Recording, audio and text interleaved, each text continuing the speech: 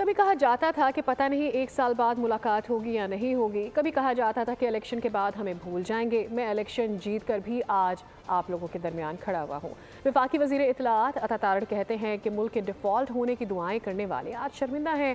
दुनिया के मालियाती इदारे एतराफ़ कर रहे हैं कि महंगाई कम हो गई है, शरह सूद नीचे गया है, स्टॉक मार्केट ऊपर गई है, एक्सपोर्ट में इजाफा हुआ है। ये बदबख्त हमारे नहीं पाकिस्तान के मुखालिफ हैं।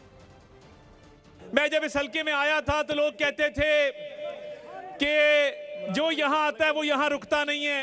ये पूछा जाता था कि पता नहीं 1 साल बाद मुलाकात होगी कि नहीं होगी, इलेक्शन के बाद मसरूफियत की बिना पे कहाँ होंगे, हमें पहचानेंगे नहीं पहचानेंगे।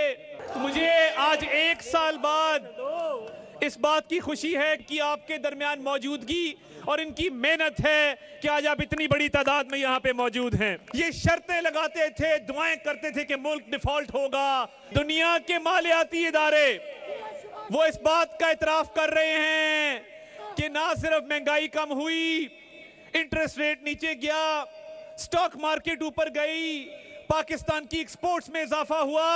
ये बदबख्त जो हमारे मुखालिफ नहीं है, ये पाकिस्तान के मुखालिफ हैं, तरीके इंतशार वाले। सब्सक्राइब करें और बेल दबाएं ताकि कोई खबर रह न जाए।